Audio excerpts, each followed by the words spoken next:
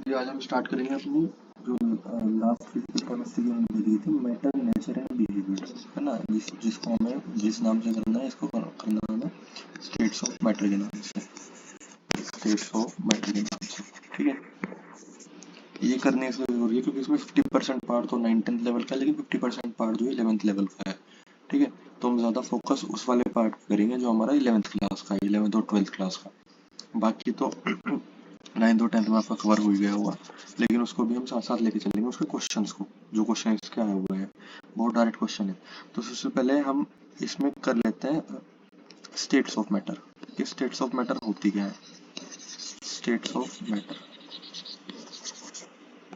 ठीक है, तो स्टेट्स ऑफ मैटर समझने से पहले अच्छा एक बात ध्यान रखेंगे, जो जो मैं जो जो मतलब इस चैप्टर के बारे में जो कुछ भी है, जिस भी टॉपिक में जो भी कंटेंट आएगा, वो मैं आपको हर हेडिंग के बारे में 2-3 वर्ड्स लिखवा दूंगा, वो आपको नोट करना है और उनको ही याद कर लेना है, उनसे ही सारे क्वेश्चन बनेंगे। ठीक है, पूरी पूरी डेफिनेशन नहीं याद करनी, ना पूरी पूरी डेफिनेशन लिखनी, ना पूरा पूरा प्रोसेस लिखना, कुछ नहीं लिखना, केवल स्क्रीनशॉट ले लेना और वो 2-3 टर्म्स लिख लेना, उनसे ही सारा सारा क्वेश्चन बन जाएगा। ठीक है, तो सबसे पहले हम पढ़ लेते हैं मैटर क्या होता है। तो मैटर की वही घिसी पिटी definition, matter anything which occupy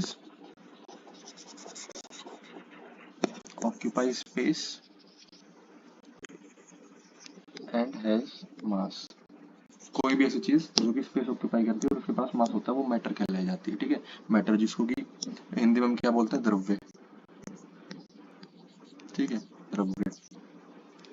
तो पानी एक मैटर है, हम भी एक मैटर है। ठीक है, लिविंग और नॉन लिविंग बॉडीज एक मैटर है, पहाड़ पत्थर नदी पहाड़। ठीक है, दरवाजा चप्पल खिड़की सब कुछ क्या है, मैटर है। फ्लेम भी एक मैटर है, आग आग भी एक मैटर है, उसके पास भी कोई ना कोई मास होता है। फ्लेम क्या होता है, एक्चुअल में एटम से होते हैं, वोलेटाइल कह रहे हो, उड़े हुए एटम से होता है।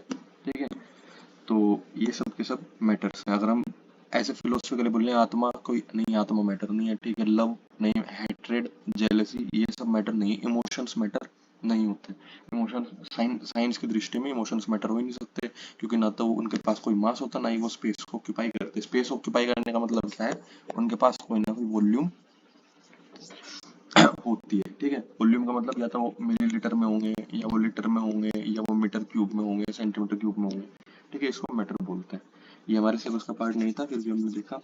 अब देखते हैं स्टेट्स ऑफ मैटर। स्टेट्स का मतलब क्या होता है, स्टेट का मतलब होता है हिंदी में स्थिति। स्थिति, ठीक है, कि आपका मैटर किस रूप में स्थित है। तो स्टेट्स ऑफ मैटर का मतलब क्या है, आपका मैटर कितने स्टेट्स में प्रेजेंट हो सकता है। तो आसपास अगर हम देखें तो हमें बेसिकली 3 ही स्टेट दिखती हैं, और 9th क्लास से पहले तक बच्चों को 3 ही स्टेट्स बताई जाती हैं, सॉलिड लिक्विड और गैस। ठीक है, सॉलिड स्टेट्स के नाम पे हमें 3 ही स्टेट्स बताई जाती हैं हमेशा जनरली, और चौथी पांचवी स्टेट को कोई एक्सप्लेन भी नहीं करता ढंग से, हालांकि कहने को तो बताई है सिलेबस में वो 9th 10th में।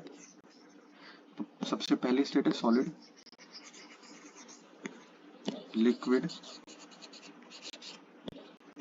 और गैस। अच्छा, चौथी स्टेट कौन सी, चौथी स्टेट है प्लाज्मा,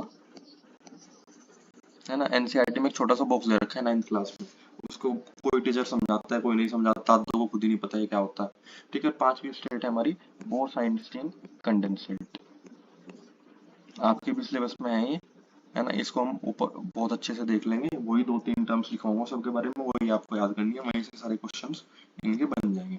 तो स्टेट जो है मैटर की, बेसिकली हमारे सराउंडिंग में तो 3 देखी जाती हैं, लेकिन बाकी 2 आज तक लेबोरेटरी में ही बनाई गई हैं। केवल कहाँ बनाई गई है, लेबोरेटरी में।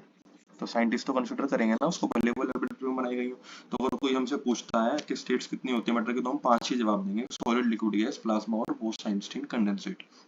हालांकि रिसेंटली एक छठी स्टेट भी डेवलप हुई, वो है फर्मियोन्स की। वो तो बियॉन्ड है ना, हमारी डिस्कशन है, वो एक क्वांटम स्टेट होती है। तो बेसिकली 5 स्टेट होती है मैटर की। सॉलिड लिक्विड और गैस के बारे में ऊपर ऊपर से देख लेते हैं, इसमें कुछ ज्यादा अपर लेवल का हमें नहीं करना, वही करना है जो कि आपकी क्या नाम हम शुरू से पढ़ते आ रहे हैं। सॉलिड लिक्विड और गैस में एक छोटा सा टेबुलर फॉर्मेट देखते हैं, और इसमें हमारे तीनों की तीनों स्टेट्स कवर हो जाएंगी, सॉलिड भी, लिक्विड भी और गैस भी। ठीक है, कुछ इसके अलावा कुछ और पढ़ने की जरूरत नहीं है आपको, ये केवल टेबल का ही चाहे स्क्रीनशॉट ले लेना एक बार।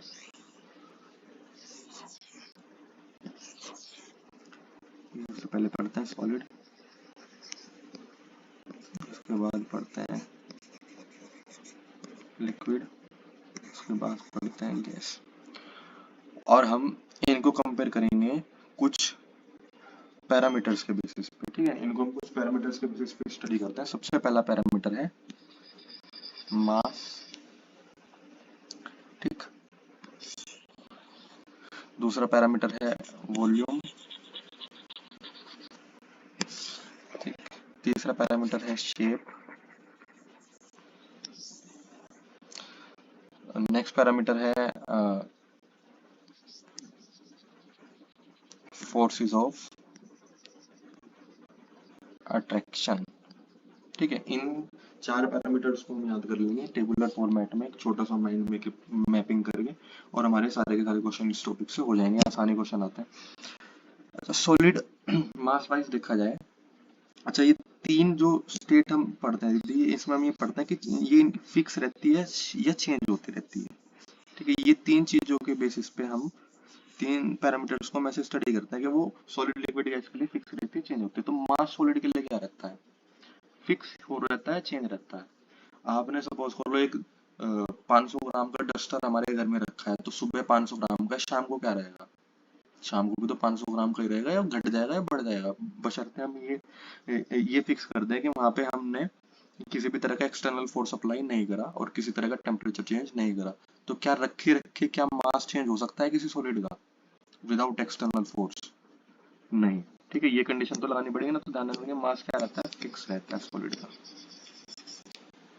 अच्छा, वॉल्यूम क्या रहती है सॉलिड की? आपने वो जो जितना बड़ा डस्टर हमने सुबह छोड़ा था, क्या शाम तक वो बदल जाएगा? उसकी शेप या वॉल्यूम बदल जाएगी क्या? वो बड़ा हो जाएगा, श्रिंक हो जाएगा? नहीं ना, बशर्ते अगेन वही कंडीशन, एक्सटर्नल फोर्स अप्लाई ना करा गया हो। तो वॉल्यूम भी क्या रहेगी? फिक्स रहेगी। आप उस डस्टर को चाहे टेबल पे रखो, चाहे बेड पे रखो, चाहे फ्रिज पे रखो, है ना, उसकी वॉल्यूम में कोई चेंज नहीं होगा। तो सॉलिड का मास भी फिक्स रहता है और वॉल्यूम भी फिक्स रहता है। और शेप, हाँ शेप भी फिक्स रहती है, तभी तो सॉलिड है। सॉलिड की तो सबसे खास बात ये है कि उसकी शेप फिक्स रहती है ना। तो सॉलिड के बारे में तीनों चीजें, मास, वॉल्यूम एंड शेप, ये बहुत इंपॉर्टेंट क्वेश्चन है। इस तरह का क्वेश्चन आया हुआ आपके यहाँ के मास, वॉल्यूम और शेप किस किस के बारे में फिक्स रहती है, किस किस के बारे में नहीं रहती। तो सॉलिड की तीनों चीजें हमेशा फिक्स रहती हैं, provided we do not apply any external force, है ना, ऑन इट। अब करते हैं लिक्विड की बात। तो लिक्विड का मास क्या रहता है? हमने 1 किलो पानी लिया सुबह, तो शाम तक क्या हो जाएगा? बशर्ते वही प्रोवाइडेड कंडीशन एक्सटर्नल फोर्स ना अप्लाई करा जाए, इवेपोरेशन या बॉइलिंग बॉइलिंग कुछ भी ना करी जाए, अनटच्ड रखा जाए बिल्कुल सेम टेम्परेचर पे, तो क्या मास चेंज हो सकता है? नहीं, मास नहीं चेंज होगा। क्यों होगा? आपने बंद कंटेनर में वाटर रखा, उसको ना बॉईल किया, ना उसको फ्रीज किया, ना इवेपोरेट किया, ठीक है, ना ही उसको निकाला, ना उसके अंदर कुछ डाला, तो उसका मास क्या रहेगा? फिक्स रहेगा, ठीक है। तो मास लिक्विड का भी फिक्स रहता है। वॉल्यूम, हमने 1 लीटर पानी लिया, वॉल्यूम का मतलब होता है मात्रा, ठीक है। हमने 1 लीटर पानी लिया, अगेन प्रोवाइडेड कंडीशन एक्सटर्नल कुछ अप्लाई नहीं करा, तो क्या वॉल्यूम चेंज हो गई? 1 लीटर पानी का 1 लीटर ही तो रहेगा। आपने 1 लीटर पानी चाहे जग में भर के रखा, चाहे बड़ी बोतल में भर के रखा, चाहे टैंक में भर के रखा, चाहे ऐसे फर्श पे खिंडा दिया, लेकिन वॉल्यूम तो 1 लीटर ही रहेगी ना। आपने उसको अगेन दोबारा उसमें क्या नाम, पौवे में नाप के देखा, तो वो अगेन 1 लीटर आया। तो वॉल्यूम भी लिक्विड की क्या रहती है? फिक्स रहती है। कंडीशन सबके अंदर यही है कि बाहर से हमने कुछ भी एडिशन या सब्ट्रैक्शन क्वांटिटी का नहीं करा। तो लेकिन शेप क्या रहती है? यहाँ से थोड़ा चेंज आना स्टार्ट हो गया। शेप क्या रहती है लिक्विड की? फिक्स रहती है या चेंज होती रहती है? तो ध्यान रखेंगे चेंज होती रहती है। आपने वही 1 लीटर लिक्विड जग में डाला, तो जग की शेप का हो गया। वही 1 लीटर लिक्विड पाइप में डाला, तो पाइप की शेप का हो गया। और फर्श पे डाला तो फर्श जैसा, फर्श की तरह फैल गया, ठीक है। हमने अपने पेट में डाला तो पेट की शेप का हो गया। तो लिक्विड की शेप क्या रहती है? वेरिएबल, क्रॉस लगा देते हैं, ठीक है, फिक्स नहीं रहती। तो लिक्विड का मास और वॉल्यूम तो फिक्स रहते हैं, लेकिन शेप फिक्स नहीं रहती। अब गैस के बारे में बात करते हैं। गैस के बारे में क्या कहानी है? गैस का मास, गैस का भी फिक्स ही रहता है, बशर्ते हमने वो ये ना कुछ सब्ट्रैक्शन किया हो, ना एडिशन किया हो, ना किसी तरह का इवेपोरेशन करा, ना ही किसी तरह का हमने कंडेंसेशन करा, ना ठंडा किया ना गर्म किया, तो मास तो गैस का भी फिक्स ही रहेगा। अगर हमने किसी टैंकर में 1 किलो गैस भर दी तो वो 1 किलो की 1 किलो ही तो रहेगी। लेकिन वॉल्यूम क्या रहती है गैस की? वॉल्यूम क्या रहेगी गैस की? ये समझने वाली बात है, बहुत इंपॉर्टेंट है। वॉल्यूम गैस की फिक्स नहीं रहती है। सबसे इंपॉर्टेंट हेडिंग, मतलब जो क्वेश्चन बन सकता है हमारे यहाँ, वही बन सकता है, क्या गैस की वॉल्यूम फिक्स रहती है? नहीं रहती। क्यों नहीं रहती? देखिए एक छोटा सा एग्जांपल लेते हैं। सपोज कर लो हमने एक सिलेंडर लिया, है ना, एक सिलेंडर है हमारे पास, ये एलपीजी वाला सिलेंडर, है ना। मानते हैं सिलेंडर 20 लीटर का सिलेंडर है। कितने लीटर का सिलेंडर है? 20 लीटर का। और ये सिलेंडर एक रूम में रखा हुआ है। किधर रखा हुआ है? एक रूम में रखा हुआ है। फिलहाल इसके अंदर जितनी भी गैस है अल्टीमेटली वो कितने बड़े सिलेंडर के अंदर समाई हुई है? 20 लीटर सिलेंडर के अंदर। तो उस गैस की वॉल्यूम भी कितनी हो गई? उस गैस की इनिशियल वॉल्यूम भी कितनी हो गई? 20 लीटर। लेकिन अगर इस सिलेंडर से गैस लीक करनी स्टार्ट कर दे, इस सिलेंडर से गैस लीक करनी स्टार्ट कर दे, तो वो गैस कहाँ भर जाएगी? पूरे कमरे में भर जाएगी, नहीं भर जाएगी? देखिए ध्यान देंगे, गैस का वजन उतना ही है। उतने ही वजन की गैस पहले 20 लीटर के छोटे से सिलेंडर में समाई हुई थी, और जैसे ही वो लीक होनी स्टार्ट हुई तो उतने ही वजन की गैस पूरे कमरे में भर गई। यानी कि और ज्यादा भरेगी तो लूज लूज भाई, सिलेंडर के अंदर बहुत ज्यादा डेंस थी, वो डेंसिटी बहुत हाई थी, उसकी कम जगह में गैस थी उतनी, और लीक होने के बाद उतनी ही गैस बहुत बड़े कमरे में फैल गई। लेकिन मास तो सेम रहेगा, मास तो गैस का भी सेम रहेगा। पहले अगर 5 किलो गैस 20 लीटर में थी, अब भी 5 किलो गैस ही रहेगी कमरे में। लेकिन अब वो 5 किलो गैस कितनी बड़े वॉल्यूम में फैल गई? पूरे कमरे जितनी वॉल्यूम में। मान लेते हैं कमरे की वॉल्यूम, मान लेते हैं कमरे की वॉल्यूम हम 500 लीटर है, 5000 लीटर है मान लेते हैं। तो अब सेम गैस की वॉल्यूम भी कितनी हो गई? 5000 लीटर हो गई, नहीं हो गई? ठीक है। सिमिलरली हम गुब्बारा फोड़ते हैं, उतनी ही गैस गुब्बारे के अंदर है। जब तक वो गुब्बारे में है तो उसकी वॉल्यूम भी कितनी है? गुब्बारे जितनी। लेकिन जैसे ही हमने उसको फोड़ दिया तो उसकी उसकी वॉल्यूम कितनी हो गई? कमरे जितनी हो गई। तो गैस के बारे में एक लाइन लिखेंगे, दे कंप्लीटली ऑक्यूपाई एवरी कंटेनर, है ना। वे हर कंटेनर को कंप्लीटली ऑक्यूपाई कर लेती हैं। चाहे कितनी ही कम गैस हो, वो जितने बड़े कंटेनर में रखी जाएगी उतनी पूरे के पूरे कंटेनर को फिल कर देगी। उसी गैस को आपने माचिस के डिब्बे में रखा तो माचिस के डिब्बे जितनी है, उसी गैस को हमने सिलेंडर में रखा, सिलेंडर जितने, सिलेंडर से भी लीक कर गया तो कमरे जितनी हो गई। कल को कमरे से भी लीक हो जाएगी तो पूरे एटमॉस्फेयर में फैल जाएगी वो। ठीक है। तो गैस की वॉल्यूम कभी भी फिक्स नहीं होती है, उसकी वॉल्यूम उतनी ही बन जाती है जितनी की उसके कंटेनर की वॉल्यूम होती है। ठीक है, तो इसको लिखेंगे, volume of gas equal to volume of container. ठीक है। आसान शब्दों में, जिस भी कंटेनर में हमने गैस भरी, उस कंटेनर की जितनी वॉल्यूम होगी उतनी ही वॉल्यूम गैस की भी मानी जाती है। ऐसा पानी के बारे में नहीं कहा जाता, लेकिन पानी जरूरी थोड़ा ना जितना बड़ा कंटेनर हो उतना ही भरा जाए। भाई हमारे पास 5 लीटर की बाल्टी है, जरूरी है हम 5 लीटर की बाल्टी को पूरा ही भरेंगे? क्या आपका हमने आधा लीटर भरी हो बाल्टी पानी से, या 1 लीटर पानी भरा हो, या 1.5, 2, 2.5, 3, 4 भरा हो? हमारे हाथ में है ना कि 5 लीटर की बाल्टी को हम पूरा भरे या आधा भरे या चौथाई भरे। लेकिन गैस के केस में हमारे हाथ में नहीं होता। गैस के केस में अगर एक बार गैस लीक हो गई, एक बार भरनी स्टार्ट हो गई, तो वो पूरी की पूरी ही कंटेनर को भर के मानती है, उससे कम में नहीं मानती। ठीक है। तो ये कॉन्सेप्ट ऐसे सॉलिड की बात है। सॉलिड हमने सपोज कर लो आपको रेत भरना है बाल्टी में, तो बाल्टी 5 लीटर की है, हमें रेत हमारी मर्जी है, हम रेत आधे लीटर तक भरे, 1 लीटर तक भरे, 2 लीटर तक भरे, या पूरा पूरा 5 का 5 भरे। रेत उड़ता तो नहीं ना गैस की तरह। लेकिन गैस क्या करती है? गैस तो जिस कंटेनर में छोड़ोगे पूरा का पूरा फिल कर देगी उसको। तो इसलिए volume of gas is not fixed. अच्छा शेप की बात, तो शेप तो जब लिक्विड की फिक्स नहीं होती तो गैस की क्यों फिक्स होगी? सेम गैस सिलेंडर में रखोगे सिलेंडर की शेप की है, बबल में रखोगे बबल के शेप की है, और बैलून में रखोगे बैलून के शेप की है, पाइप में रखेंगे तो पाइप के शेप की है। ठीक है दीदी, ये चीजें ध्यान रखेंगे। तो बस यहाँ से एक छोटा सा आउटकम निकल के आता है, जिससे कॉन्सेप्चुअल क्वेश्चन बन सकता है कि ऐसी कौन सी एंटिटी है जो कि तीनों केस में सेम रहती है। तो वो है मास। मास कभी भी चेंज नहीं होता। किसका?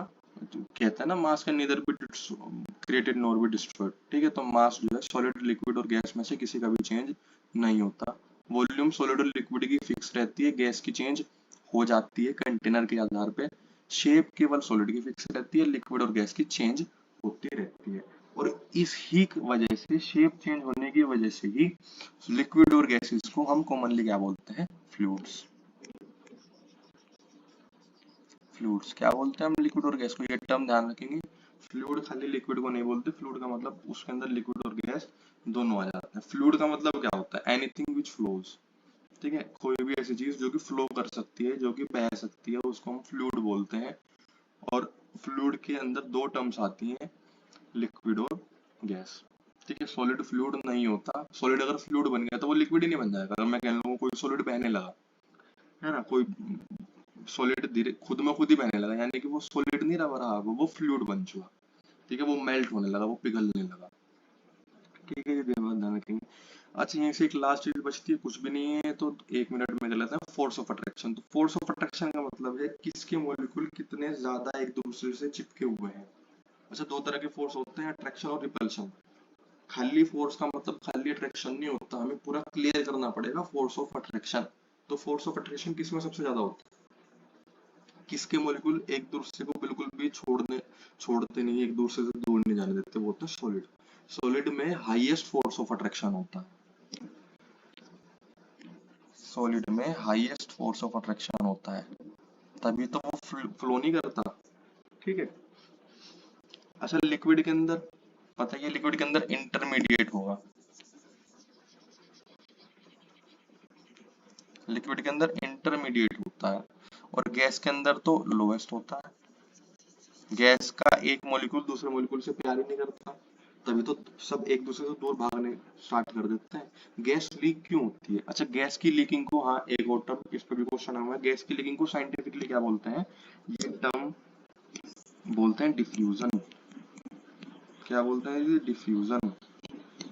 डायरेक्ट ये क्वेश्चन आया हुआ 2021 में कि डिफ्यूजन की टेंडेंसी सबसे ज्यादा किसकी होती है? डिफ्यूजन का मतलब लीक करना। तो डिफ्यूजन कौन करता है? सॉलिड, लिक्विड या गैस? असेंडिंग ऑर्डर में अरेंज करो, ये था क्वेश्चन। तो गैस सबसे ज्यादा जल्दी लीक करती है, तो diffusion is always fastest in gas. उसके बाद लिक्विड, उसके बाद सॉलिड। सॉलिड तो डिफ्यूज करेगा ही नहीं लगभग। ठीक है, सॉलिड का डिफ्यूजन रेट तो हम 0 ही मान के चलते हैं प्रैक्टिकली। ठीक है, तो फोर्स ऑफ अट्रैक्शन सॉलिड के अंदर सबसे स्ट्रॉन्ग होते हैं, लिक्विड के अंदर इंटरमीडिएट होते हैं, यानी कि गैस से ज्यादा सॉलिड से कम, और गैस के अंदर सबसे कम होते हैं। ठीक है, इसका स्क्रीनशॉट ले लेना आप टेबल का पूरे के पूरे का, और इससे हमें सब याद आ जाएगा, कुछ भी हमें लिखने की जरूरत नहीं है इन टर्म्स के अलावा। अच्छा, यहाँ से एक नई चीज निकल के आती है, वो यहीं कहीं लिख लेते हैं, वो है kinetic energy. Kinetic energy, kinetic energy of molecules, या इसको रैंडमनेस भी बोलते हैं, रैंडमनेस। अच्छा, रैंडमनेस का मतलब क्या होता है? रैंडमनेस का मतलब आम भाषा में बोल रहे हैं, आसान भाषा में तो वीरानगर्दी। ठीक है, आवारागर्दी। तो इनमें से कौन सी स्टेट के मॉलिक्यूल ज्यादा आवारा है? सॉलिड के, लिक्विड के, गैस के? या किसके पास ज्यादा काइनेटिक एनर्जी? काइनेटिक एनर्जी का मतलब होता है मोशन। काइनेटिक एनर्जी का आसान, ये टर्म्स भले ही भारी सी हैं लेकिन ये बहुत आसान है। काइनेटिक एनर्जी का मतलब होता है मोशन। तो किस स्टेट के मॉलिक्यूल सबसे ज्यादा मोशन करते हैं? सबसे ज्यादा आवारा किस स्टेट के मॉलिक्यूल है? सबसे ज्यादा काइनेटिक एनर्जी किस स्टेट के पास है? एक ही स्टेट है, वो है गैसियस। तो गैसियस स्टेट के पास हाईएस्ट काइनेटिक एनर्जी होती है, हाईएस्ट रैंडमनेस होती है, और हाईएस्ट मोशन होता है। ठीक है भाई, जिस परिवार में कोई किसी पे ध्यान ही नहीं दे रहा है ना, आपस में उनके अंदर किसी तरह का फोर्स ऑफ अट्रैक्शन ही नहीं है, ठीक है, पेरेंट्स बच्चों को नहीं पूछ रहे, बच्चे पेरेंट्स को नहीं पूछ रहे, तो फिर वो एक दूसरे से दूर ही जाएंगे सारे के सारे। सब कोई कहीं पढ़ा, कोई कहीं पढ़ा, कोई पढ़ा, कोई किसी को पूछ नहीं रहा। तो जब फोर्सेस ऑफ अट्रैक्शन लोवेस्ट होंगे तो काइनेटिक एनर्जी हाईएस्ट होगी। ठीक है दीदी। नेक्स्ट, लिक्विड यहाँ पे भी इंटरमीडिएट है,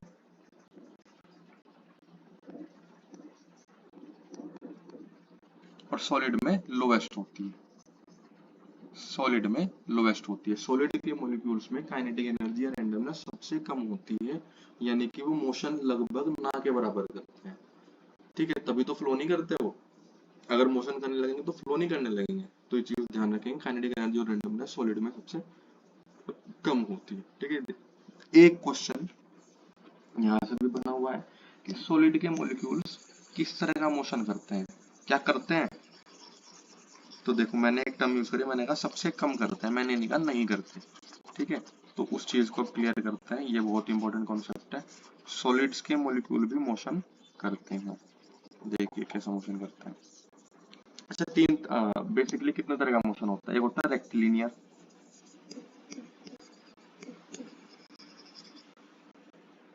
रेक्टिलिनियर मोशन, एक होता है सर्कुलर मोशन जनरली, ठीक है, एक होता है रोटेटरी मोशन, या सर्कुलर की जगह रोटेटरी ही लिख लेते हैं, चलिए ठीक है, रोटेटरी मोशन लिख लेते हैं। रेक्टिलिनियर को ट्रांसलेशनरी मोशन लिख लेते हैं, ट्रांसलेशनरी।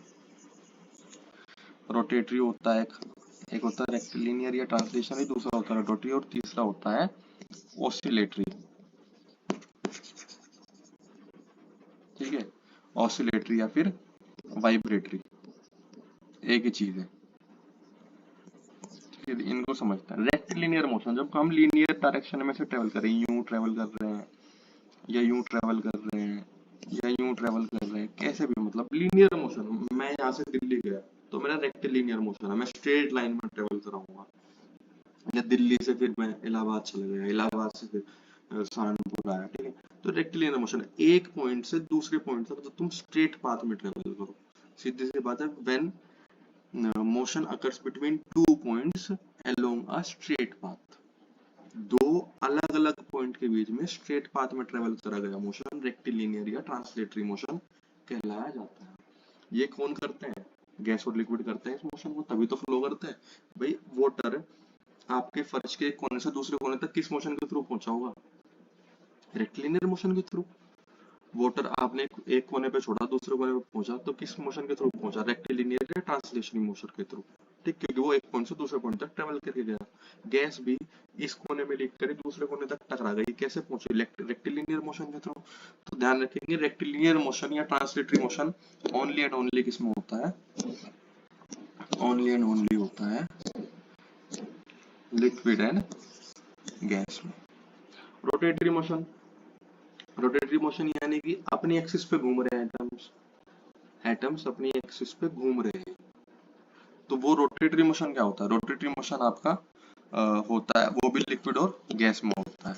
ठीक, रोटेटरी का मतलब क्या होता है, रोटेशन करना। आप कहीं ट्रेवल नहीं कर रहे, आप बस रोटेट करे जा रहे हैं। ठीक है, आप कहीं ट्रेवल नहीं कर रहे दो पॉइंट के बीच में, आप बस अपनी एक्सिस पे रोटेट करे जा रहे हैं।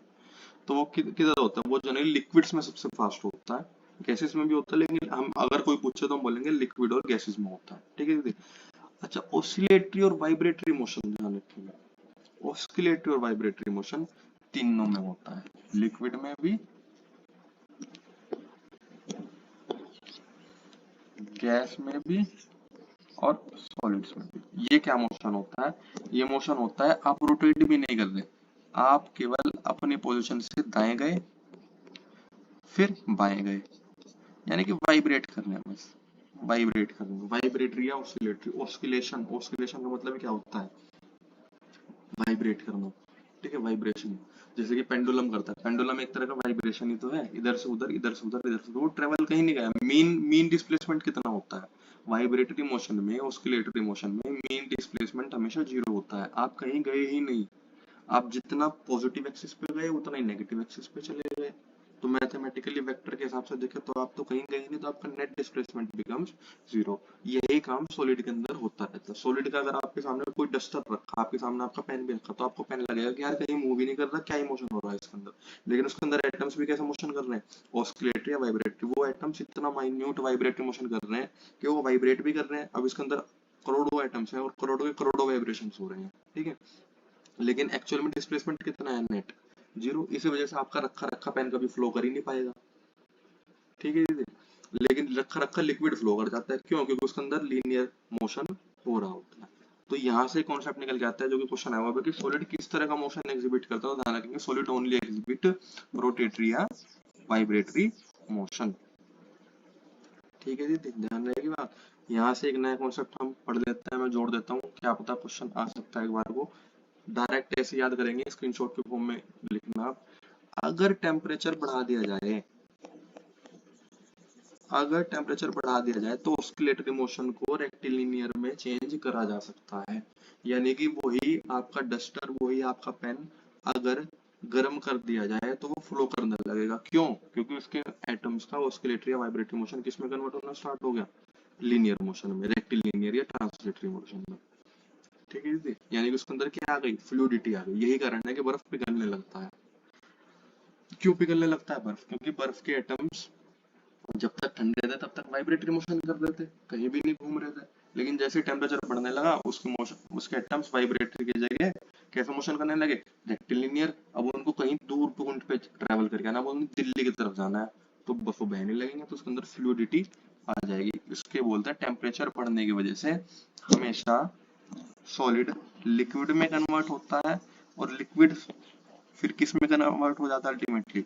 गैसियस में। ठीक है दीदी? ये कब होता है? जब आप टेम्परेचर बढ़ाते हैं। तो सॉलिड का टेम्परेचर बढ़ाओगे तो लिक्विड में कन्वर्ट हो जाएगा, लिक्विड का टेम्परेचर बढ़ाओगे तो गैस में कन्वर्ट हो जाएगा। ठीक। और इसी चीज को हम क्या बोलेंगे? रीजन क्या है? रीजन बोलेंगे उनके अंदर फ्लूइडिटी बढ़ जाती है। रीजन है फ्लूइडिटी बढ़ जाती है। फ्लूइडिटी किस लिए बढ़ती है? क्योंकि उनकी काइनेटिक एनर्जी बढ़ जाती है। काइनेटिक एनर्जी क्यों बढ़ी? क्योंकि ऑस्किलेटरी मोशन अब ऑस्किलेटरी ना रह के किस में कन्वर्ट हो गया? रेक्टिलिनियर मोशन में। ठीक है दीदी? अब एक एक और पॉइंट आप, हालांकि ये तो कोई लिखने की जरूरत नहीं है। सॉलिड का लिक्विड में कन्वर्जन क्या कहलाया जाता है? फ्यूजन या मेल्टिंग। ठीक है, फ्यूजन या मेल्टिंग। और लिक्विड का गैस में कन्वर्जन क्या कहलाया जाता है? वेपोराइजेशन। क्या कहते हैं हम? वेपोराइजेशन। सॉलिड से लिक्विड यानी कि फ्यूजन या मेल्टिंग, पिघलना यानी कि, लिक्विड का गैस में कन्वर्ट होना वाष्पीकरण होना यानी कि वेपोराइजेशन होना। बस। और इनका उल्टा भी सच है, इनका उल्टा देख लेते हैं। क्या गैस लिक्विड में कन्वर्ट हो सकती है? हाँ, ठंडा कर दो। क्या लिक्विड सॉलिड में कन्वर्ट हो सकता है? हाँ, ठंडा कर दो। और दोनों प्रोसेस को क्या बोलते हैं? कंडेंसेशन। गैस से लिक्विड बनना कंडेंसेशन, और लिक्विड से सॉलिड बनना भी कंडेंसेशन। ठीक है, आपने, आपके पास गर्म स्टीम आई, आपने उसके सामने ठंडी प्लेट रख दी, तो वो स्टीम एकदम से किसमें बदल गई? पानी में बदल गई, पीने वाले पानी में। क्योंकि वो क्या हो गई? कंडेंस हो गई। अब उसका मोशन अगेन कम हो गया। आपने लिक्विड को और ज्यादा ठंडी जगह रख दिया, वो किसमें कन्वर्ट हो गया? आइस में कन्वर्ट हो गया, यानी कि उसका मोशन और ज्यादा कम हो गया। ठीक है दीदी? यही है बस। इन तीनों स्टेट के बारे में तो कुछ और नया नहीं था, जो कि हम पढ़ते आए हैं वही पढ़ना था। और है ना, ये आपने पढ़ भी लिया होगा। अब हम करते हैं अपने लेवल वाली चीज, जो कि 9th-10th में नहीं है लेकिन हमारे सिलेबस में है। वो है बाकी दो स्टेट्स। हाँ, उससे पहले एक छोटा सा ट्राइंगल नोट करना, है ना। वो ट्राइंगल है कन्वर्जन ऑफ स्टेट्स का, कि आप एक स्टेट को कैसे दूसरी स्टेट में कन्वर्ट कर सकते हैं। ठीक है, वो मैं वो आप इसका नोट करना है, स्क्रीनशॉट लेना, इम्पोर्टेंट है, लर्न करना, बस कुछ नहीं है, समझ लिया हमने। आपको ये फॉर्म लर्न कर लेंगे बस एक बार। भाई सॉलिड, लिक्विड और गैस। तो सॉलिड से लिक्विड में जब हम कन्वर्ट करते हैं,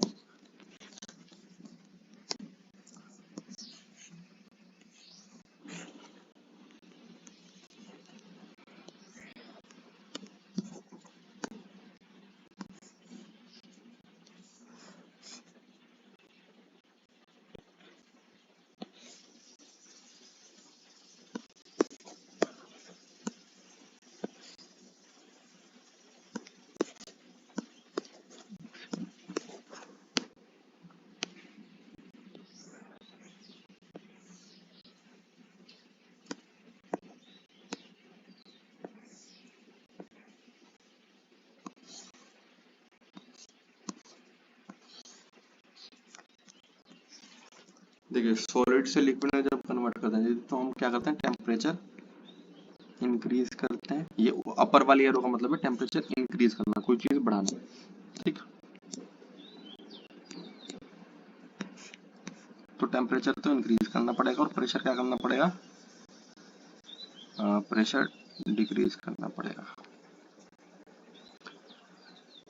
और लिक्विड से सॉलिड में कन्वर्ट करने के लिए टेम्परेचर डिक्रीज करना पड़ेगा, प्रेशर इंक्रीज करना पड़ेगा।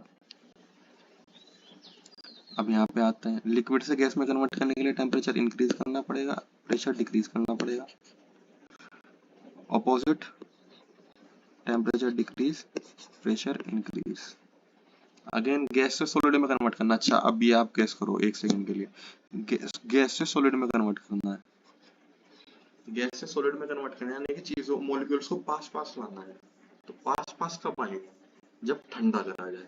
ठंडा करने का मतलब क्या है? Temperature decrease. अच्छा प्रेशर क्या चाहिएगा? गैस को सॉलिड में लाना है, इतनी बड़ी गैस को छोटे से सॉलिड में कन्वर्ट करना है, यानी कि प्रेशर अप्लाई करना, कंप्रेस करना पड़ेगा ना, तो यानी कि प्रेशर इंक्रीज करना पड़ेगा। ठीक है, ये बात ध्यान रखिए। अच्छा इसका रिवर्स, सॉलिड को गैस में कन्वर्ट करना तो टेम्परेचर तो बढ़ाना पड़ेगा ना, और प्रेशर क्या करना पड़ेगा? डिक्रीज करना पड़ेगा। अब यहाँ पे मैं नाम भी लिख देता हूँ सबको। सॉलिड से लिक्विड में कन्वर्ट करने को बोलते हैं मेल्टिंग या फ्यूजन। मेल्टिंग या फ्यूजन। अच्छा लिक्विड से गैस में कन्वर्ट करने को बोलते हैं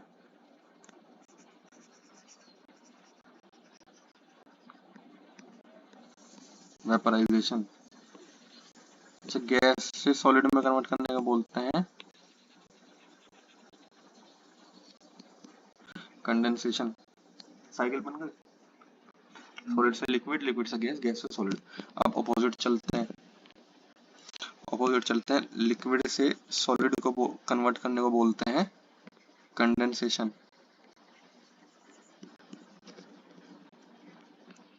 सॉलिड से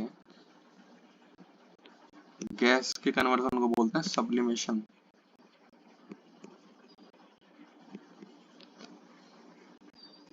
और गैस से लिक्विड बनने को बोलते हैं अगेन कंडेंसेशन। ठीक है, तो कितने प्रोसेस है? 6, और 6 के 6 हमने लिख लिए। सॉलिड से लिक्विड मेल्टिंग या फ्यूजन, लिक्विड से गैस वेपोराइजेशन, गैस से सॉलिड कंडेंसेशन, लिक्विड से सॉलिड कंडेंसेशन, सॉलिड से गैस सब्लिमेशन, गैस से लिक्विड अगेन कंडेंसेशन।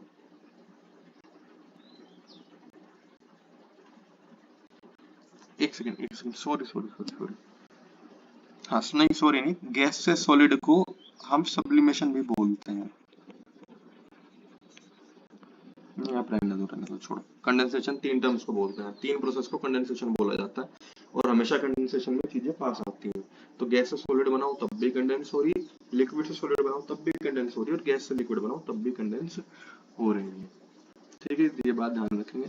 यहाँ से डायरेक्ट क्वेश्चन आपके यहाँ आया होगा, प्रोसेस का नाम कुछ नहीं है, बहुत आसान आसान चीजें हैं। कंडीशंस है, कंडीशंस का टेबल आप ध्यान रखेंगे। जब चीजें पास लानी हो तो प्रेशर बढ़ाया जाएगा और ठंडा करा जाएगा, जब चीजें दूर ले जानी हो तो प्रेशर घटाया जाएगा और गर्म किया जाएगा। ठीक है, बस ये है कन्वर्जन ऑफ स्टेट्स, एक स्टेट को दूसरे स्टेट में कैसे कन्वर्ट करते हैं। अब हम पढ़ते हैं हमारी नेक्स्ट 2 स्टेट्स। नेक्स्ट हमारी चौथी स्टेट जो है, जो कि हमारे सिलेबस में है, वो है प्लाज्मा स्टेट। प्लाज्मा, प्लाज्मा क्या होता है? प्लाज्मा के बारे में एक ही टर्म ध्यान रखेंगे, plasma super heated ionised gas with electrons. बस ये 3 टर्म्स ध्यान रखेंगे और इससे बाहर कुछ नहीं आएगा। प्लाज्मा होती है super heated ionised gas with electrons. क्या होता है? सपोज कर लीजिए आपके पास कोई केस है, सपोज कर लीजिए आपके पास कोई हाइड्रोजन का मॉलिक्यूल है। किसका मॉलिक्यूल है? हाइड्रोजन का। हाइड्रोजन का मॉलिक्यूल का मतलब उसमें एक H दूसरे H से सिंगल बॉन्ड के द्वारा बंधा हुआ है। H2 गैस का मतलब क्या है? हाइड्रोजन गैस का मतलब है वहां पे 2 एटम जुड़े हुए हैं। लेकिन जब आप किसी भी गैस को सुपर हीट कर दो, सुपर हीट का मतलब है उसको आप लगभग सूर्य के टेम्परेचर जितना टेम्परेचर दे रहे हो, यानी कि आप उसको कई मिलियन केल्विन टेम्परेचर दे रहे हो। मिलियन केल्विन का मतलब है लाखों केल्विन टेम्परेचर। ठीक है, सन के अंदर प्लाज्मा ही तो होती है। सन इतना ज्यादा जो गर्म है, वाइट जो होता है सन, हमें येलो दिखता है लेकिन सन का कलर व्हाइट होता है, ये भी ध्यान रखेंगे, वो प्लाज्मा की वजह से ही तो। कोई पूछे सन का कोर क्या होता है तो बोलेंगे सन का कोर प्लाज्मा है। प्लाज्मा यानी कि सन के अंदर ऐसी गैसेस हैं जो कि इतनी ज्यादा गर्म हो चुकी कि वो आयनाइज फॉर्म में। अब पढ़ते हैं ये होता कैसे। छोटा सा प्रोसेस है, एक लाइन का देखते हैं। जब भी आपकी किसी गैस को आप बहुत ज्यादा सुपर हीट करो, तो सुपर हीट का मतलब लाखों केल्विन टेम्परेचर, मैं ऊपर सुपर हीट ही लिख देता हूँ। सुपर हीट करो तो उसके बॉन्ड्स तो टूट ही जाएंगे। अब ये एच एच के जो सिंगल बॉन्ड है तो टूट ही जाएगा। सुपर हीट करने पे ये एच एच का सिंगल बॉन्ड क्या हो जाएगा, ब्रेक हो जाएगा। तो एक एच अलग हो गया और दूसरा एच अलग हो गया। और दोबारा सुपर हीट जब आप करेंगे, यानी कि सुपर हीटिंग तो चली रही है दो इसमें, ठीक है, लाखों केल्विन टेम्परेचर, तो एच के भी इलेक्ट्रॉन्स अलग हो जाएंगे। अब इस ये एच अपना इलेक्ट्रॉन छोड़ देगा, पॉजिटिव चार्ज आ जाएगा इसमें, और उस एच ने अपना इलेक्ट्रॉन छोड़ दिया, उस पे भी क्या आ गया, पॉजिटिव चार्ज। और अब ये पूरा का पूरा कंटेनर, अब ये पूरा का पूरा कंटेनर एक फ्लूइड की तरह बिहेव करने लगेगा। किसकी तरह बिहेव करने लगेगा, फ्लूइड की तरह। अब ये ना सॉलिड कहलाया जा सकता, ना लिक्विड, ना ही गैस। अब ये एक चौथी स्टेट बन जाती है जिसको बोलते हैं प्लाज्मा स्टेट। क्या बोलते हैं, प्लाज्मा स्टेट। तो आसान शब्दों में, जब भी किसी गैस को बहुत ज्यादा हीट करा जाए, उसके इलेक्ट्रॉन्स बाहर निकल जाए, इतना ज्यादा हीट। अब कुछ ऐसा सपोज कर लो कि हमने किसी बॉडी को इतना ज्यादा हीट किया कि उसके अंदर से ब्लड अलग हो गया, बोन्स अलग हो गई, उसका फ्लैश अलग हो गया। तो आपने एटम को इतना ज्यादा हीट करा कि उसके इलेक्ट्रॉन्स अलग हो गए, उसके प्रोटॉन्स अलग हो गए, और उसको एक कंटेनर में दबा के रख लिया। तो उस पूरी की पूरी स्टेट को प्लाज्मा कहा जाता है, क्योंकि वो ना तो सॉलिड को रिजेंबल करती, ना लिक्विड को रिजेंबल करती, ना गैस को रिजेंबल करती। केवल इससे एक दो क्वेश्चन बन सकता है। मुझसे क्वेश्चन ये है कि इसके लिए कंडीशन क्या चाहिए, तो कंडीशन बोलेंगे इसके लिए मिलियंस ऑफ केल्विन चाहिए, यानी कि सुपर हीटेड टेम्परेचर चाहिए होता है, ठीक है, एक्सट्रीमली हाई टेम्परेचर। इसी वजह से ये नॉर्मली हमें देखने को नहीं मिलते, हमारे आसपास कहीं इतना लाखों केल्विन टेम्परेचर थोड़ा ना है। अर्थ के कोर में है, केवल अर्थ के कोर में प्लाज्मा एग्जिस्ट करता है। और ठीक है, या फिर सन के अंदर है, प्लैनेट्स के मतलब यूनिवर्स में सन वन के अंदर है, तो वहां पे प्लाज्मा एग्जिस्ट करता है। लेकिन हमारी डेली सराउंडिंग में कभी टेम्परेचर नहीं हो सकता, इसलिए हमें कभी प्लाज्मा देखने को नहीं मिलती। ठीक है दीदी, इतना जानना बहुत है। अब लास्ट स्टेट करते हैं हम, वो है बोस-आइंस्टीन कंडेंसेट। बोस-आइंस्टीन कंडेंसेट,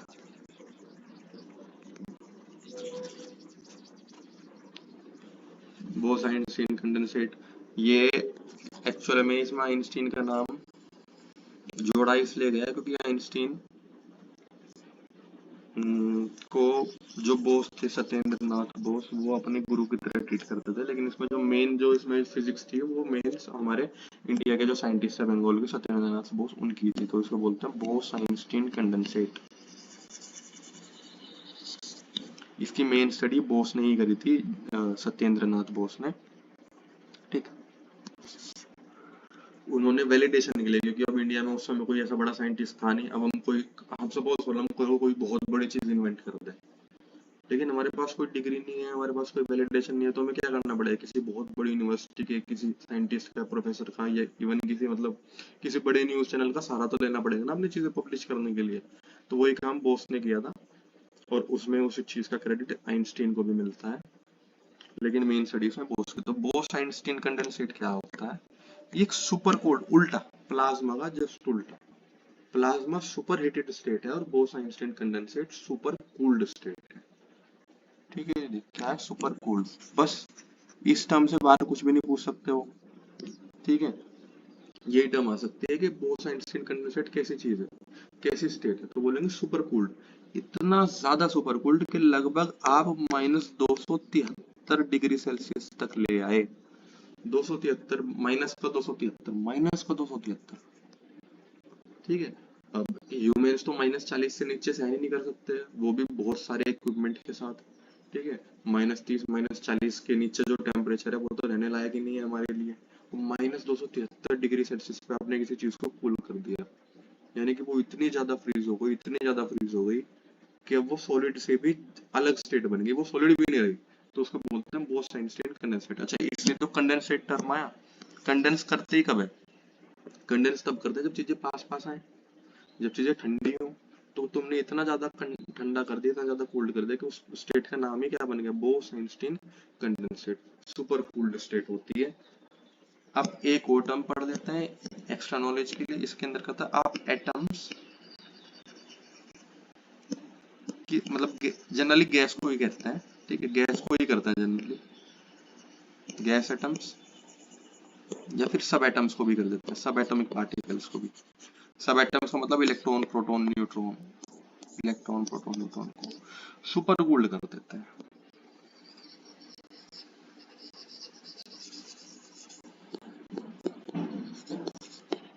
आपने किसी चैम्बर में गैस भरी और उसको -273 डिग्री सेल्सियस पे ले गए, तो वो क्या बन गया, कोई पूछे क्या बन गया, तो बोलेंगे, तो ये नहीं बोलेंगे सॉलिड बन गया, वो सॉलिड नहीं बना, वो बन गया बोस-आइंस्टीन कंडेंसेट। अब वो पूरा का पूरा कंटेनर एक सिंगल एटम की तरह बिहेव करने लगता है, किसकी तरह बिहेव करने लगता है, सिंगल एटम की तरह। अब इसकी फिजिक्स अलग है, यानी कि ना तो इसमें सॉलिड के रूल अप्लाई होते हैं, ना लिक्विड के, ना गैस के, इसी वजह से, और इसको, इसी स्टेट को बोसोन भी बोलते हैं, इन्हीं पार्टिकल्स को बोसोन भी बोलते हैं। बोसोन, बोस ने जो दिए वो बोसोन, ठीक है। तो बोसोन पार्टिकल या सुपर कोल्ड स्टेट या फिर क्या नाम, बोस-आइंस्टीन कंडेंसेट, एक ही बात है, ठीक है दीदी। तो हमारी 5 स्टेट, पांचों की पांचों हमारी कंप्लीट हो गई। लास्ट की 2 स्टेट ही ज्यादा इंपॉर्टेंट थी, मतलब, ठीक है, जो कि हमें बुक्स में नहीं मिलती, और ये इन सब पे क्वांटम वांटम के रूल अप्लाई होते हैं, इन पे जनरल फिजिक्स के रूल अप्लाई नहीं होते। और ये भी इतना ज्यादा टेम्परेचर भी हमें आसपास कहीं देखने को नहीं मिलता, इसलिए ये स्टेट भी हमने आज तक नहीं देखी है, केवल लेबोरेटरी में ही देखी हुई है।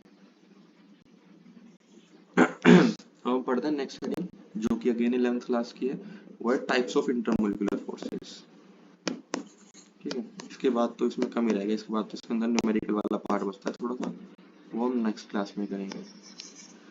Types of intermolecular forces.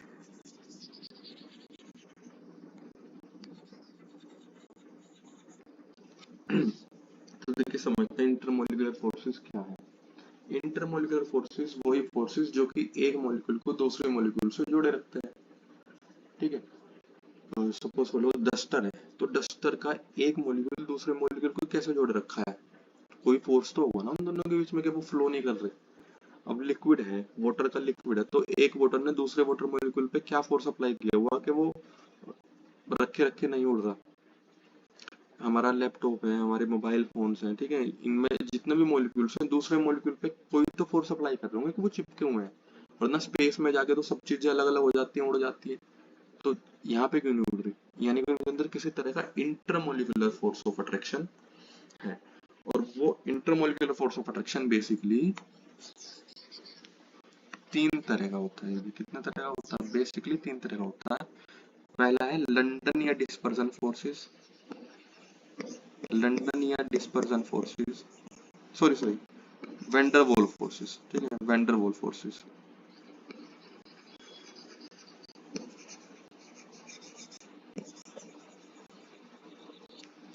Vendor wall forces, London forces इसका एक प्रकार होता है, ठीक है, वेंडर वॉल फोर्स।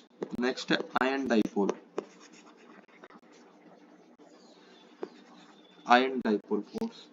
और लास्ट है hydrogen bonding, last is hydrogen bonding, ठीक है। बस ये टॉपिक कवर करते हैं इस क्लास में। नेक्स्ट क्लास में हम करेंगे हमारा हेनरी लॉ और कंसंट्रेशन वाले छोटे से न्यूमेरिकल, ठीक है, मोलैरिटी मोलैलिटी वगैरह के डायरेक्ट वाले। उसके बाद एवरेज एटॉमिक मास और मोल कॉन्सेप्ट, ठीक, बस बस फिर ये यूनिट भी खत्म हो जाएगी। तो van der Waals force and dipole और hydrogen bonding. Van der Waals force again 3 तरह का होता है, छोटा सा टेबुलर फॉर्मेट आप बनाएंगे फिर समझते हैं। पहले टेबुलर फॉर्मेट बनाएंगे। वेंडर वॉल फोर्स अगेन 3 तरह का,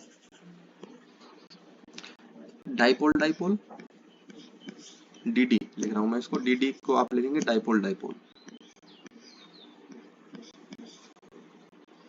एक होता है इंड्यूस्ड डाइपोल,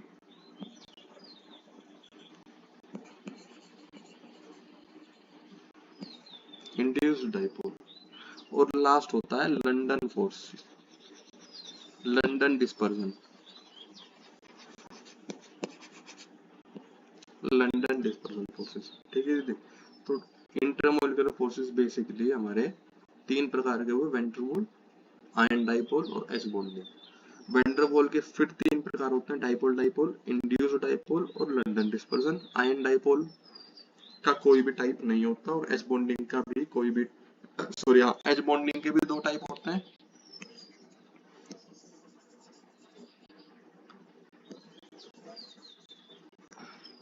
छोड़ो छोड़ो छोड़ो, ठीक है। एच बॉन्डिंग के कोई टाइप नहीं करेंगे, होते हैं दो टाइप होते हैं, लेकिन हमें करने की कोई जरूरत नहीं, ठीक है, वो बहुत ज्यादा एक्स्ट्रा हो जाएगा, तो हम इतना ही करते हैं जितने पे क्वेश्चन हो। एच बॉन्डिंग का भी कोई टाइप हमें नहीं पढ़ना, तो हमें बेसिकली कितने तरह के फोर्स पढ़ने हैं, 1 2 3 4 और 5, 5 तरह के फोर्स पढ़ते हैं। तो सबसे पढ़ते हैं वेन डर वाल्स फोर्स क्या होते हैं। सबसे पहले पढ़ते हैं वेन डर वाल्स फोर्स क्या होता है, फिर उनके हम तीन टाइप्स पढ़ेंगे। वेन डर वाल्स फोर्स, इसके बारे में भी बस आप समझ लेंगे, और एक दो जो टर्म लिखवाऊंगा उनको स्क्रीनशॉट या फिर लिख लेना, उनसे बाहर कुछ नहीं हुआ।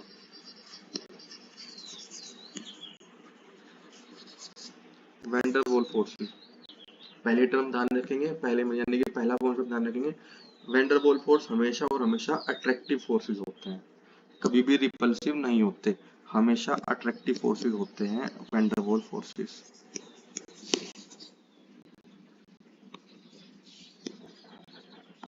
When der Waals forces are always attractive in nature, ये हमेशा अट्रैक्ट ही करते हैं, कभी भी रिपेल ही नहीं करते। नाम किसके पीछे रखा जाए, इनके पीछे नाम रखने के पीछे कोई कॉन्सेप्ट नहीं है, नाम एक साइंटिस्ट के नाम पे रखा है जिन्होंने गैसेस के ऊपर बहुत ज्यादा स्टडी करी थी। उन्होंने एक मैथमेटिकल इक्वेशन भी दी थी, फिर इक्वेशन में करेक्शन भी दिया था, ठीक है। फ्रेंच के साइंटिस्ट थे, तो हमेशा अट्रैक्टिव नेचर होता है। कितने प्रकार के, बस अब आ जाते हैं इनके टाइप्स पे। तो van der Waals forces are of basically three types. पहला टाइप है डाइपोल डाइपोल इंटरेक्शन।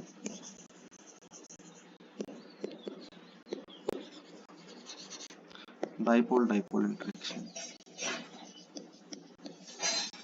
हाँ एक और चीज ध्यान रखेंगे, ये जो है हमेशा अनचार्ज्ड मॉलिक्यूल के बीच में लगते हैं,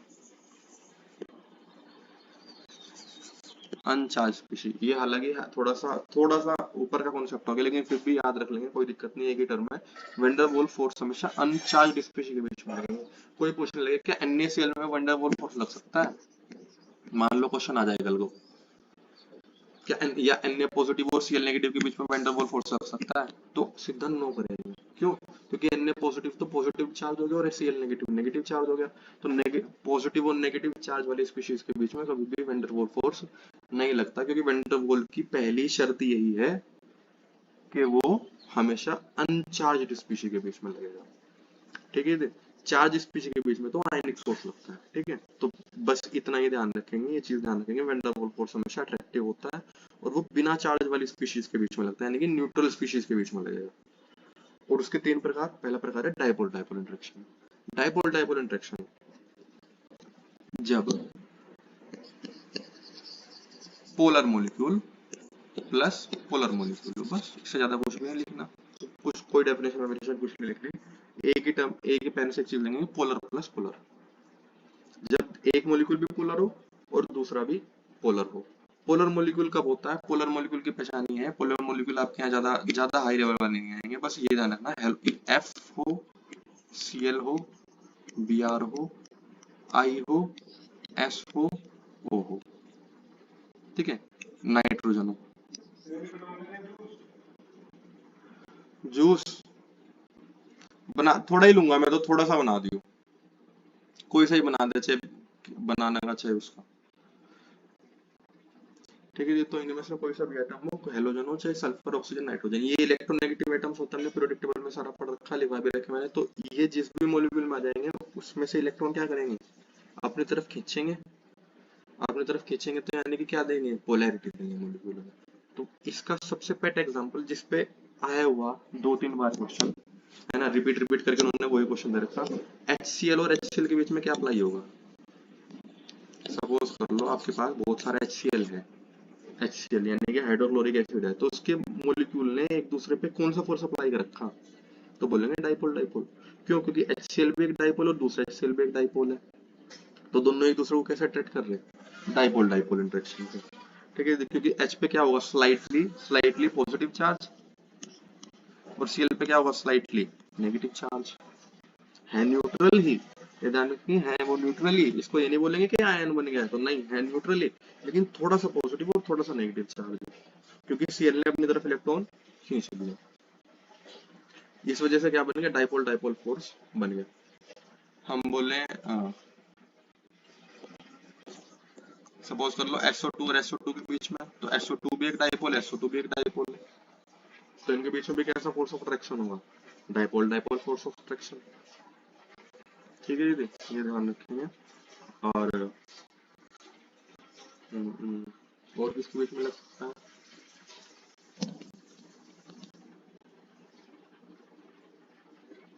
हाँ CO के बीच में, कार्बन मोनोऑक्साइड और कार्बन मोनोऑक्साइड, तो कार्बन मोनोऑक्साइड में भी पोलर मॉलिक्यूल और दूसरा कार्बन मोनोऑक्साइड भी पोलर मॉलिक्यूल है, तो दोनों के बीच में किस तरह का फोर्स लगेगा, दोनों के बीच में लगेगा डाइपोल डाइपोल फोर्सेस। ठीक है, दूसरा एग्जांपल लेते हैं, HCl एंड वाटर ले लो, चलो अलग अलग स्पीशीज भी हो सकती है, वाटर भी एक डाइपोल है और HCl भी एक डाइपोल है, क्योंकि इनके अंदर ये एटम्स सारे हैं जो हमने टेबल में लिखे, तो H2O भी डाइपोल है, HCl भी डाइपोल है। अब दोनों को आपस में मिलाया जाए तो किस तरह का फोर्स बनेगा, डाइपोल डाइपोल फोर्स बनेगा। ठीक है, तो बस डाइपोल डाइपोल फोर्स के बारे में बात रखेंगे, इनमें से कोई एटम आ रहा हो और दोनों ही मॉलिक्यूल पोलर हो, पोलर का मतलब इनमें से कोई एक एटम दोनों के अंदर हो। अगर सपोज कर लो मैं आपसे क्वेश्चन पूछ लूं, क्या सोडियम और सोडियम के बीच में लग सकता है डाइपोल डाइपोल इंटरेक्शन, बिल्कुल भी नहीं लग सकता। क्या सोडियम पॉजिटिव और वाटर के बीच में लग सकता है डाइपोल इंटरेक्शन, Na पॉजिटिव और H2O के बीच में, नहीं लग सकता, क्योंकि Na पॉजिटिव को डाइपोल थोड़ा ना, Na पॉजिटिव तो आयन बन गया, और आयन के ऊपर तो वैन डेर वाल्स फोर्स या डाइपोल डाइपोल फोर्स लग ही नहीं सकते। ठीक है, तो डाइपोल डाइपोल इंटरेक्शन ये रहा। दूसरा इंटरेक्शन जो हमें करना था वो था induced dipole, induced dipole.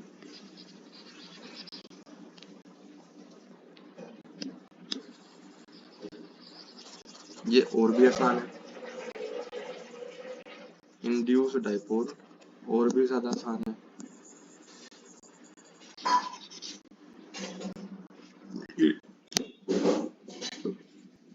Induced dipole में एक पोलर होगा प्लस दूसरा नॉन पोलर होगा।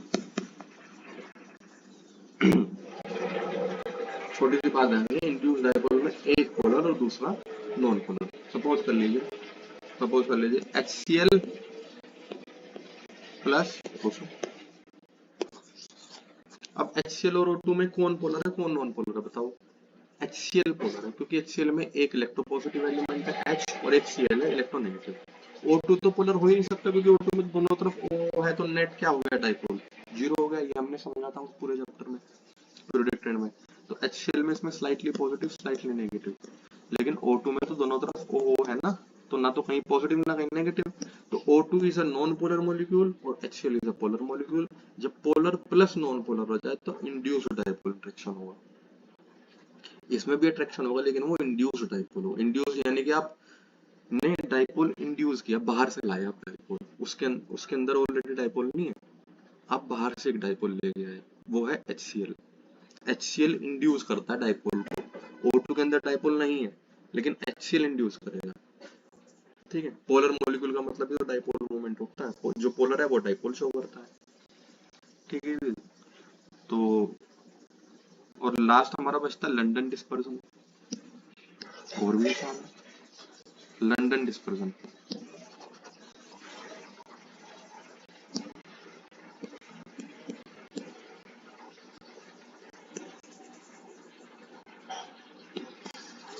London dispersion forces, London dispersion forces, कुत्ता बिल्ली हाथी घोड़ा कुछ भी हो, सबके बीच में हमेशा लंदन डिस्पर्जन फोर्सेस लगते हैं। जिनके बीच में कोई भी सोर्स ना हो अट्रैक्शन का, उनके बीच में भी लंदन डिस्पर्जन लग जाता है, नॉन पोलर और नॉन पोलर। परेशान होती है। London dispersion forces, non polar और नॉन पोलर, जब दोनों ही नॉन पोलर हो तो कौन सा फोर्स अप्लाई करेगा? London dispersion forces. जैसे कि O2 और O2 है, ऑक्सीजन और ऑक्सीजन है आपके पास, ठीक है, तो क्या फोर्स अप्लाई हो रहा है? दोनों नॉन पोलर है लेकिन क्या फोर्स अप्लाई हो रहा है? London dispersion. तो बोले ऐसे ही कि कार्बन कार्बन के बीच में कौन सा फोर्स? भाई ग्रेफाइट में कार्बन कार्बन के बीच में कौन सा फोर्स? लंडन डिस्पर्सन फोर्स, ठीक है। तो ये बात हम ध्यान रखेंगे। पोलर पोलर, अब समराइज कर देते हैं। देखो पोलर पोलर तो डाइपोल डाइपोल, पोलर और नॉन पोलर तो इंड्यूस्ड डाइपोल, और नॉन पोलर तो लंडन डिस्पर्सन, ठीक है दीदी। ये बात हम ध्यान रखेंगे और इसी के साथ हमारा वैन डर वाल फोर्स ऑफ अट्रैक्शन कंप्लीट हो जाता है। हालांकि इनके बारे में और ज्यादा हम समझ सकते हैं, बहुत कॉन्सेप्ट आ सकते हैं, लेकिन उनकी जरूरत ही नहीं है, ठीक है, उनको समझने की कोई भी जरूरत नहीं है। आप इनका केवल इतना कॉन्सेप्ट ध्यान रख सकते हो कि कब अप्लाई होंगे और कब अप्लाई नहीं होंगे। बस पोलैरिटी का ध्यान रखना, पोलर मॉलिक्यूल के अंदर हमेशा एक इलेक्ट्रोनेगेटिव एलिमेंट होगा जैसे कि ये, और दूसरा इलेक्ट्रो पॉजिटिव एलिमेंट होगा जैसे कि H2O है। तो H2O पोलर है क्योंकि उसके अंदर O2 इलेक्ट्रोनेगेटिव है और H इलेक्ट्रो पॉजिटिव है। ऐसे HCl भी इलेक्ट्रोनेगेटिव वो पोलर है, क्यों? क्योंकि Cl इलेक्ट्रोनेगेटिव है और H इलेक्ट्रो पॉजिटिव है, ठीक है दीदी। ये बात ध्यान रखिए। चलिए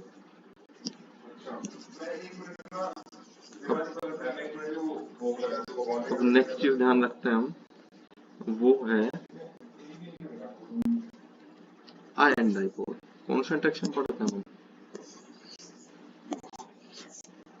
वो हम पढ़ते हैं आयन डाइपोल इंटरेक्शन। देखिए आयन डाइपोल इंटरेक्शन, अब वैन डर वाल तो हमने कर लिया। वैन डर वाल की कंडीशन क्या आती है? वैन डर वाल कभी भी चार्ज स्पीशीज में नहीं लगेगा, ठीक है। अब पढ़ते हैं दूसरी तरह का फोर्स, वो है आयन डाइपोल इंटरेक्शन। नाम से पता लग रहा, देखो आयन डाइपोल इंटरेक्शन।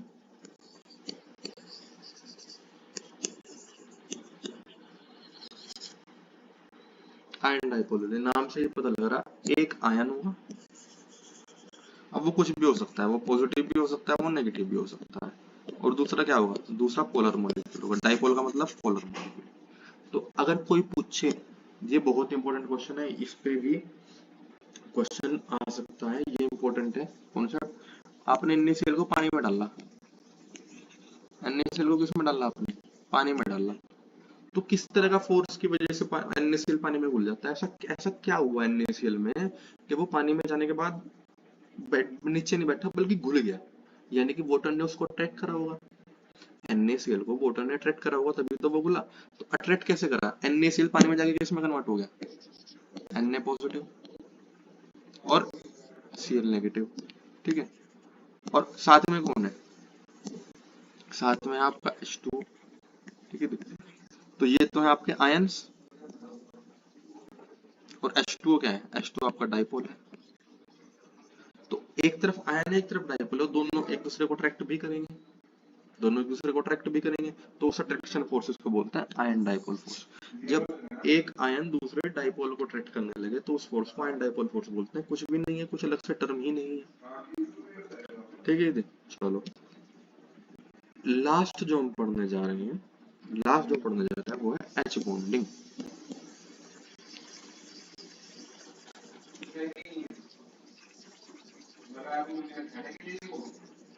लास्ट जो हम पढ़ने जा रहे हैं वो है H बॉन्डिंग या फिर हाइड्रोजन बॉन्डिंग।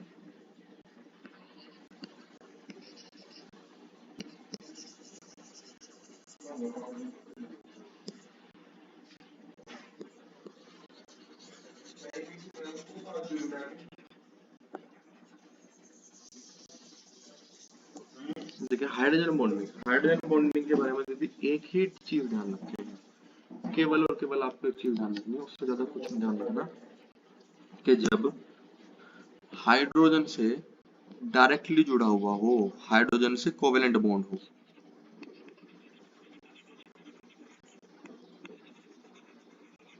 हाइड्रोजन से कोवेलेंट बॉन्ड हो, या तो फ्लोरीन का, या ऑक्सीजन का, या नाइट्रोजन का, और कोई पहचान ही नहीं है। जब भी हाइड्रोजन से डायरेक्टली जुड़ा हुआ हो, ये बात मैं जोरदार डाल के बोल रहा हूँ, हाइड्रोजन से डायरेक्टली जुड़ा हुआ फोन हो, या तो फ्लोरीन हो, या ऑक्सीजन हो, नाइट्रोजन हो, तो बोल देंगे उस मॉलिक्यूल में एच बॉन्डिंग होगी। और एच बॉन्डिंग इन सब फोर्सेस में सबसे स्ट्रॉन्ग फोर्सेस कौन होती है? हाइड्रोजन बॉन्डिंग इन सब फोर्सेस में। ठीक है दीदी, देखो अब मैं आपको मॉलिक्यूल्स दिखाता हूँ और आप मॉलिक्यूल्स में बताना कि कौन शो करेगा कौन नहीं शो करेगा, कि यही क्वेश्चन आप पे आया हुआ, इससे एक्स्ट्रा क्वेश्चन नहीं आया हुआ। जैसे कि मैं बोल रहा हूँ HCl क्या शो करेगा? चलो पहले लिख देता हूँ एक साथ।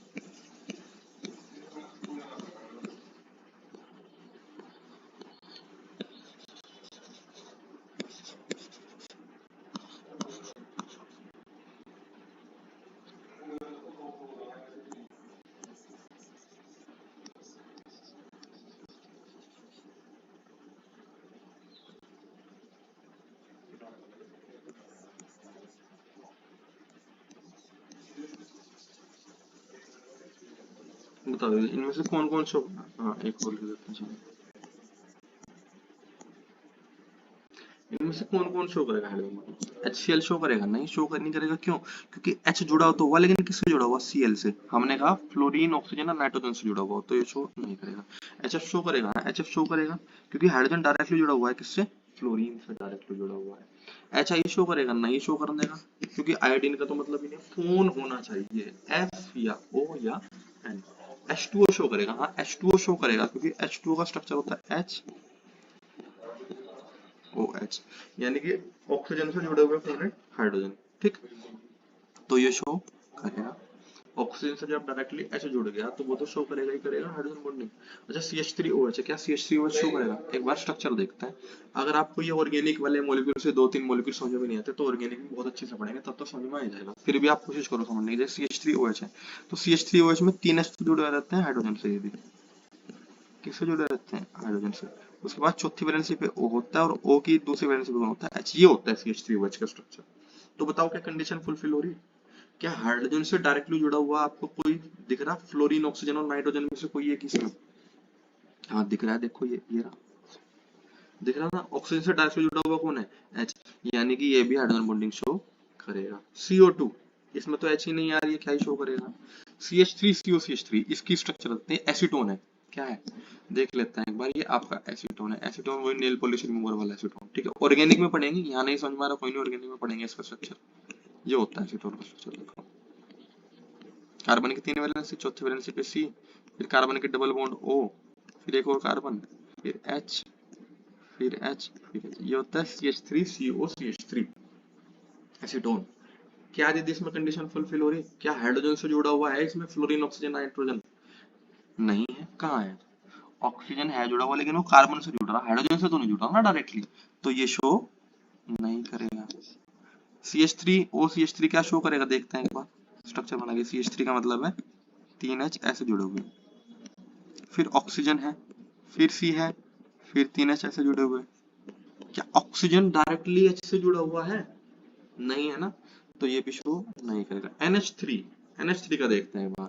NH3 का स्ट्रक्चर होता है नाइट्रोजन और तीनों H उससे ऐसे जुड़े रहते हैं, क्योंकि नाइट्रोजन की वैलेंसी 3 ही होती है।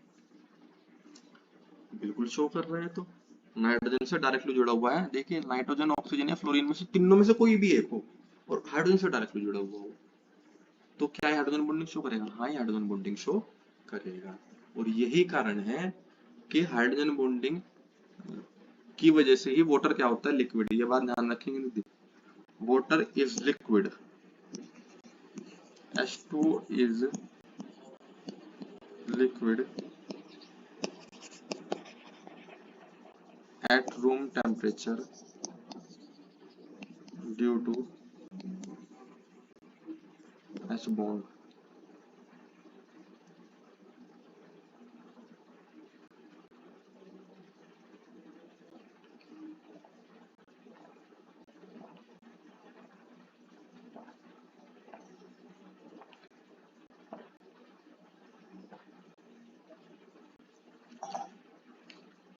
रूम टेम्परेचर पे H2O लिक्विड है,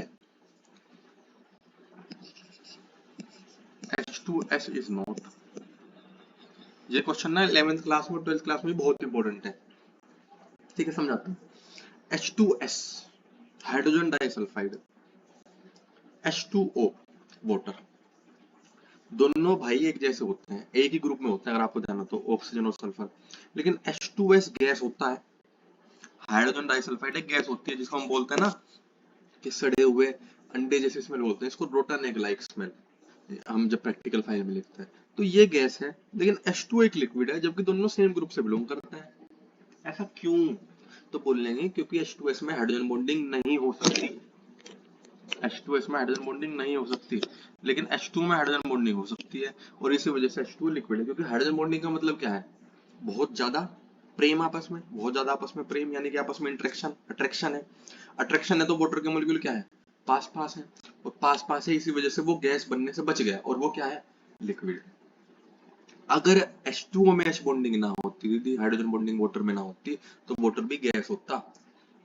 कभी हमारे धरती पे समुद्र बन ही नहीं सकता था रूम टेम्परेचर पे, ठीक है। हमें हमें समुद्र ना मिलता, हमें पानी ऐसे बहता हुआ मिलता है H2S की तरह, हवा हवा होता पानी, फिर क्या लाइफ रह सकती थी धरती पर? ना। तो ये बात ध्यान रखेंगे, एच बॉन्डिंग बहुत इंपॉर्टेंट है यूनिवर्स में।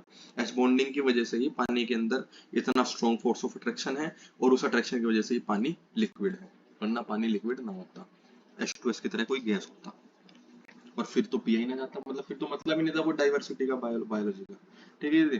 तो हमने 1/3 पार्ट जो है अपनी इस यूनिट का कर लिया, और अगले 2 यूनिट्स, अगले 2 ही क्लासेस करेंगे हम ऐसी 1-1 घंटे की, और हम जो है उसमें जो है अपना पूरी की पूरी यूनिट ये खत्म कर देंगे। कुछ ज्यादा नहीं है मेरे को, बहुत आसान आसान है, ठीक है। 1-1 घंटे की 2 क्लास और लगेंगी, और उनको आप बस ऐसे देखना ना, थोड़ा फास्ट करके देखना और नोट करते रहना सब। क्वेश्चन लगाना, कोई भी दिक्कत होगी मुझे बताना, कोई भी दिक्कत होगी तो 20 दिन ही है बस, ठीक है, ज्यादा नहीं है दिन हमारे पास, तो करना अच्छे से, इसके बाद ऑर्गेनिक करेंगे।